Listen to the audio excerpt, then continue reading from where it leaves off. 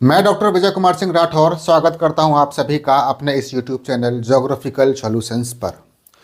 अभी पिछले महीने 23 नवंबर 2025 को अफ्रीका के पूर्वी भाग में एक ज्वालामुखी का विस्फोट हुआ है और उस ज्वालामुखी से निकलने वाला जो मटेरियल था, जो धुआं था, गैस थी, जो धूल के कण थे, वो भारत तक आए और ये उस समय न्यूज़ में बहुत अधिक चर्चा का विषय रहा है। मैंने इससे संबंधित अपने YouTube चैनल पर एक शॉर्ट वीडियो भी अपलोड किया था, लेकिन कुछ व्यस्तताओं के चलते मैं इस पर कोई डिटेल्ड वीडियो में अपलोड नहीं कर पाया। लेकिन आज आपका इंतज़ार ख़त्म होने वाला है। मैंने इस टॉपिक से संबंधित जितनी भी इन्फॉर्मेशन हो सकती थी वो सारी की सारी इन्फॉर्मेशन दो वीडियोस के माध्यम से, पार्ट 1 और पार्ट 2, ये दो वीडियोस के माध्यम से आपको उपलब्ध कराने जा रहा हूँ। ये पहला वीडियो है।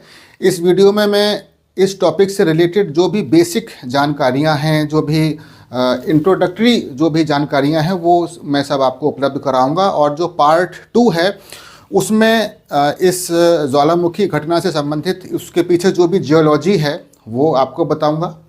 और साथ ही साथ हम ये भी चर्चा करेंगे कि क्यों इस ज्वालामुखी से निकलने वाला जो मटेरियल था वो भारत तक आया, उसके पीछे के कारणों की खोज करेंगे। तो ये दोनों ही वीडियोस जो हैं वो बहुत अधिक इम्पॉर्टेंट हैं कॉम्पिटिटिव एग्जामिनेशंस के लिए। ख़ास तौर से जो भी स्टूडेंट्स यूपीएससी की तैयारी कर रहे हैं या स्टेट पीसीएस की तैयारी कर रहे हैं, एसएससी की तैयारी कर रहे हैं, यूजीसी नेट का एग्ज़ाम देने जा रहे हैं, या जो टीजीटी पीजीटी की परीक्षाएं चल रही हैं या एलटी ग्रेड की परीक्षाएं चल रही हैं, और जो बैंक के एग्ज़ाम्स हैं, एसएससी के एग्ज़ाम्स हैं, इन सभी के लिए ये टॉपिक बहुत ज़्यादा इम्पॉर्टेंट है। करंट का टॉपिक है। इसमें ज्योग्राफी के जो कॉन्सेप्ट्स हैं वो भी बहुत भरपूर कॉन्सेप्ट्स इसमें दिए हुए हैं और मैं बहुत कुछ आपको बताने जा रहा हूँ।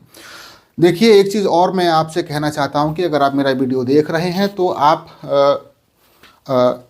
इस कॉपी पेन लेकर ज़रूर साथ में बैठिएगा, क्योंकि मेरा मानना है कि वीडियो देखते समय ही अगर आप नोट्स बना लेते हैं तो वो नोट्स आपके लिए बहुत फ़ायदेमंद होंगे। और साथ ही साथ थोड़ी सी मैपिंग भी है, और मैपिंग अगर आप दूसरे के नोट्स से करते हैं तो वो कभी भी फ़ायदेमंद नहीं होती है।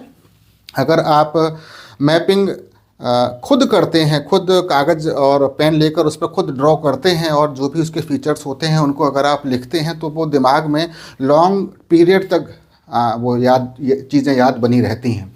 तो इसलिए हमेशा दूसरे पर निर्भर मत होइए, कॉपी पेन उठाइए और सारी चीज़ें जो कुछ भी मैं आपको बताता जा रहा हूँ उसका नोट्स बनाते हुए चले जाइए। मुझे पूरा विश्वास है कि अगर किसी भी एग्ज़ाम में कोई भी क्वेश्चन अगर इससे संबंधित आएगा तो उसका आंसर आपको, उससे संबंधित जो भी आंसर है, जो भी कॉन्सेप्ट है, जो भी फैक्ट है, वो आपको इस वीडियो में और इससे अगले आने वाली वीडियो में मिल जाएगा। यही नहीं, अगर आईएएस मेंस का भी आप एग्ज़ाम दे रहे हैं तो जो अगला वीडियो आएगा इसका वो बहुत इंपॉर्टेंट होगा।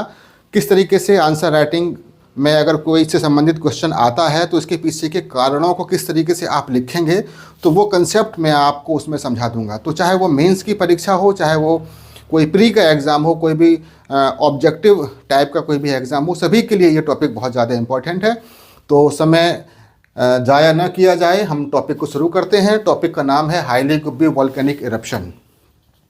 सबसे पहले आप इस तरफ के पोर्शन को हम डिस्कस करेंगे, उसके बाद हम लोग इस साइड वाली जो भी चीज़ें लिखी हुई हैं एक एक करके इन सभी को समझेंगे। तो सबसे पहले ये मैंने यहाँ पर एक मैप बनाया हुआ है, आपको दिख रहा होगा। यहाँ पर ये अफ्रीका है, इधर इंडिया है, अफ्रीका और इंडिया के बीच में ये अरेबियन पेनिनसुला है, और अफ्रीका और अरेबियन पेनिनसुला के बीच में ये रेड सी दिखाया हुआ है। अफ्रीका का ये वाला जो भाग है, ये वाला जो पोर्शन है अफ्रीका का, ये पूर्वी अफ्रीका का ये जो भाग है, ये टेक्टोनिकली और जियोलॉजिकली बहुत ज़्यादा एक्टिव रीजन है। ये यहाँ पर ज्वालामुखी की घटनाएं या भूकंपों का आना और रिफ्ट वैलीज़ का बनना बहुत ही कॉमन बात है। यहाँ पर बहुत सारी रिफ्ट वैलीज़ पाई जाती हैं। अगर इसकी आकृति को अगर आप थोड़ा सा ध्यान से देखें, ये वाला जो पोर्शन निकला हुआ है, ऐसा लग रहा है कि ये किसी जानवर का सींग है। जैसे गाय भैंसों के सींग होते हैं उस तरीके से ये हिस्सा निकला हुआ है। इस हिस्से को बोला जाता है हॉर्न ऑफ अफ्रीका। अफ्रीका का हॉर्न ऑफ अफ्रीका। एक्चुअली में ये एक पेनिनसुला है, ये एक प्रायद्वीप है। हॉर्न ऑफ अफ्रीका एक प्रायद्वीप की तरह है। अब ये प्रायद्वीप क्या होता है इसको भी जान लीजिए। किसी भी स्थलखंड का अगर कोई भाग समुद्र की ओर निकला हुआ है और तीन तरफ से समुद्र से घिरा हुआ है तो स्थलखंड के उस भाग को प्रायद्वीप या पेनिनसुला बोला जाता है। अब जैसे ये हॉर्न ऑफ अफ्रीका है, इसको अगर आप ध्यान से देखें तो ये तीन तरफ से, इधर से भी, इधर से भी और इधर से भी, तीनों तरफ से ये भाग जो है स्थलखंड का वो समुद्र से घिरा हुआ है। इसलिए हॉर्न ऑफ अफ्रीका क्या है, एक पेनिनसुला है। ये बहुत ही इंपॉर्टेंट टॉपिक है, कई बार एग्जाम्स में पूछा गया है और इस बार भी पूछे जाने की बहुत ज़्यादा संभावना है। कई बार पूछा गया है कि ये जो अफ्रीका का हॉर्न है उसमें कौन कौन से देश शामिल किए जाते हैं। कई बार ये क्वेश्चन आया है, तो आप भी जान लीजिए कि ये जो अफ्रीका का हॉर्न है, हॉर्न ऑफ अफ्रीका, इसमें 4 देश आते हैं। सोमालिया, इथियोपिया, जिबूती और इरिट्रिया, ये 4 देश इसके अंतर्गत सम्मिलित किए जाते हैं। हमेशा ये याद हो जाना चाहिए, आपको रट जाना चाहिए। बहुत ही इम्पॉर्टेंट और बहुत ही ज़्यादा पूछे जाने वाला ये फैक्ट है। 4 देश आते हैं अफ्रीका के हॉर्न में, सोमालिया, जिबूती, इरिट्रिया और इथियोपिया।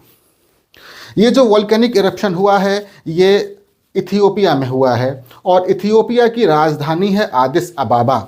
ये भी याद हो जाना चाहिए। जो छोटे मोटे एग्ज़ाम होते हैं जैसे कि एसएससी के या बैंक के जो एग्ज़ाम होते हैं वहाँ अक्सर पूछ लेता है कि इथियोपिया की राजधानी क्या है, आदिस अबाबा। क्योंकि ये करंट का टॉपिक है इसलिए पूछ सकता है, तो आपको पता होना चाहिए इथियोपिया की राजधानी है आदिस अबाबा। और हॉर्न ऑफ अफ्रीका में 4 देश आते हैं और इन चारों देशों के नाम आपको याद होने चाहिए बिल्कुल।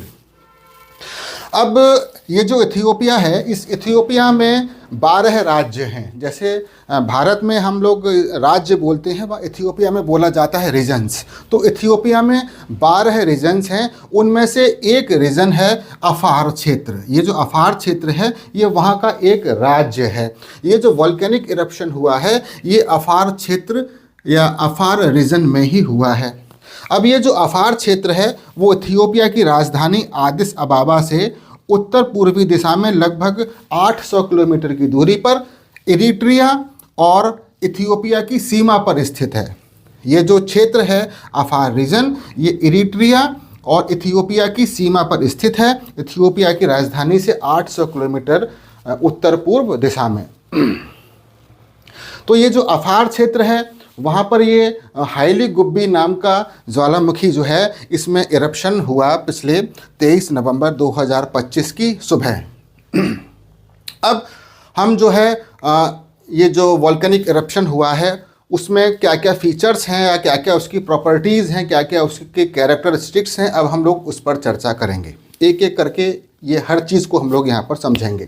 थोड़ी सी मैपिंग हम लोगों ने यहाँ पर कर ली है। अब आगे जो वोल्केनिक एक्टिविटी हुई है उसकी जो भी प्रॉपर्टीज़ हैं उसको एक एक करके समझा जाएगा। जैसे ये जो हाईली गुब्बी वोल्केनो है ये डोरमेंट वोल्केनो का एग्जाम्पल है। अब ये डोरमेंट वोल्केनो क्या होते हैं ज़रा इसको भी समझ लेते हैं। देखिए, वोल्केनो में जो इरप्शन हो रहा है उसकी फ्रीक्वेंसी क्या है, मतलब जैसे कि वो कितनी बार वो घटना घटित हो रही है, कितनी बार वोल्केनिक इरप्शन हो रहा है, इस आधार पर वोल्केनो 3 प्रकार के होते हैं।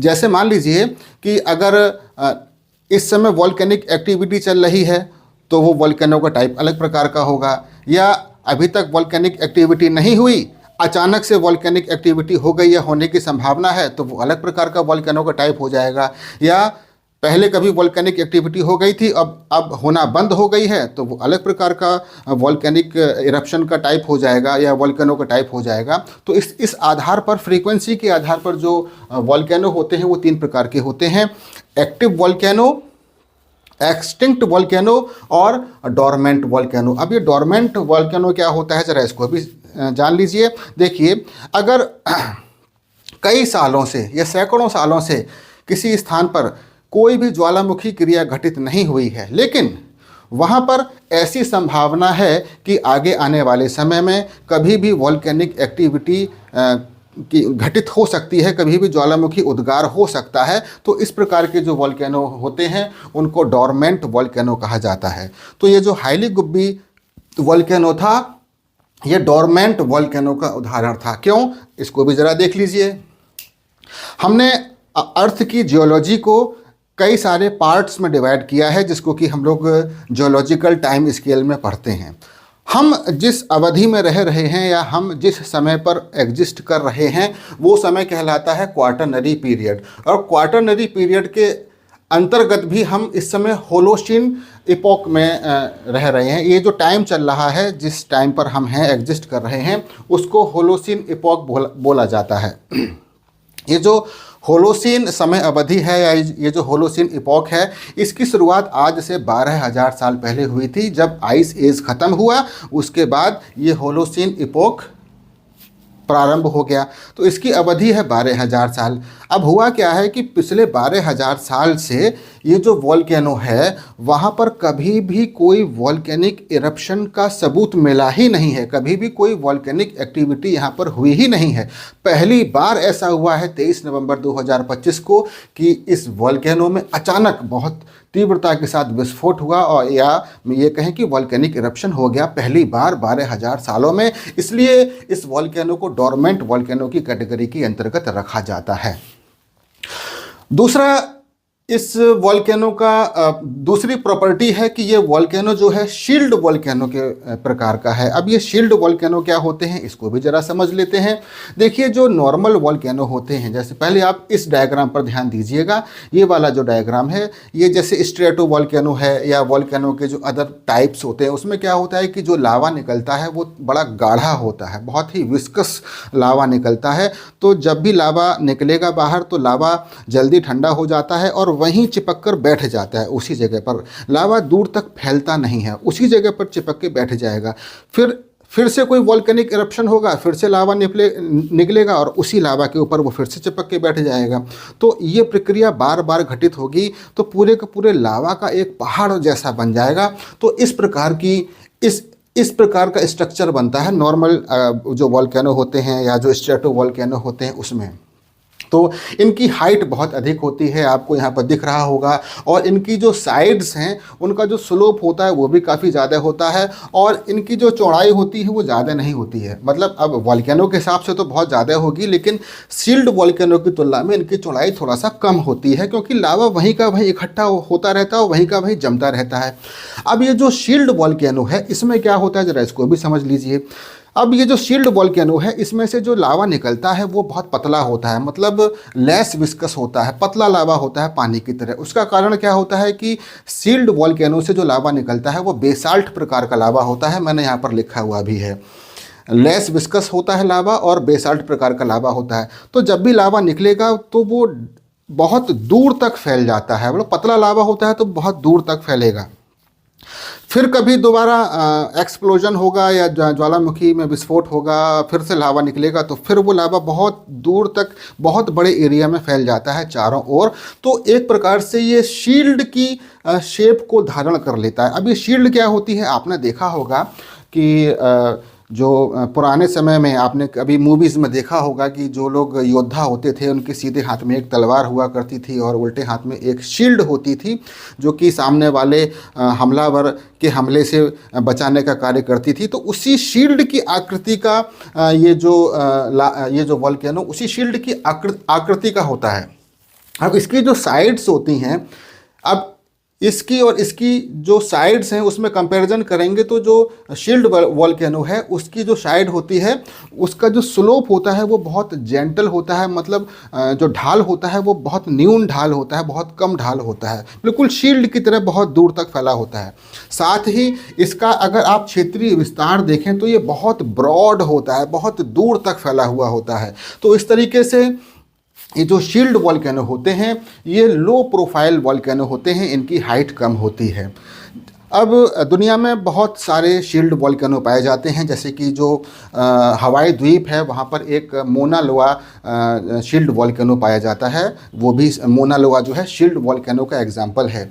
इसी तरीके से ये जो अफार रीजन है, यहाँ पर बहुत सारी ज्वालामुखी क्रियाएं होती हैं और यहाँ पर बहुत सारे शील्ड वॉल्केनो पाए जाते हैं। अधिकांश जो भी वॉल्केनो यहाँ पर हैं इस रीजन में, इस अफार रीजन में, सारे के सारे वॉल्केनो शील्ड वॉल्केनो के ही प्रकार हैं।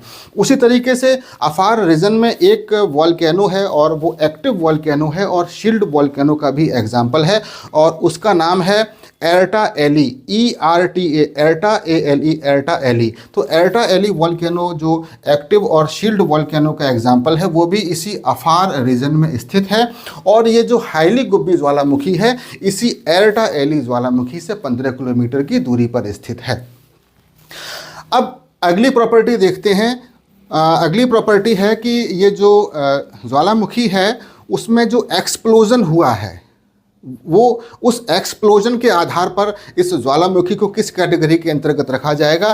तो इस ज्वालामुखी को एक्सप्लोजन के आधार पर सब Plinian type of volcanic eruption की कैटेगरी के अंतर्गत रखा जाता है। मैं इसको थोड़ा सा और डिटेल में आपको समझा देता हूँ। जब भी कोई वॉल्केनिक इरप्शन होता है तो उससे विस्फोट के साथ बहुत सारे मटेरियल्स बाहर की ओर निकलते हैं। अब अलग अलग वॉल्केनो में क्या होता है कि विस्फोट की तीव्रता अलग अलग होगी, मटेरियल के बाहर निकलने की तीव्रता भी अलग अलग होगी, मटेरियल आसमान में कितनी ऊंचाई तक पहुंचेगा वो भी अलग अलग होगा। इस आधार पर भी हम वॉल्केनो को अलग अलग कैटेगरीज में डिवाइड कर देते हैं। लगभग 4-5 कैटेगरीज हैं। उसमें जो सबसे खतरनाक प्रकार का जो वॉल्केनिक इरप्शन होता है वो होता है प्लीनियन प्रकार का वॉल्केनिक इरप्शन। और प्लीनियन की स्पेलिंग यहाँ पर लिखी हुई है PLINIAN। प्लीनियन प्रकार का जो वॉल्केनिक इरप्शन होता है उसमें क्या होता है कि जो मटेरियल निकलता है, जो धुआं निकलता है, जो गैस निकलती है, जो राख के कण निकलते हैं, जो भी रॉक फ्रेगमेंट्स निकलते हैं वो आसमान में 50 से 55-60 किलोमीटर की ऊंचाई तक पहुंच जाते हैं।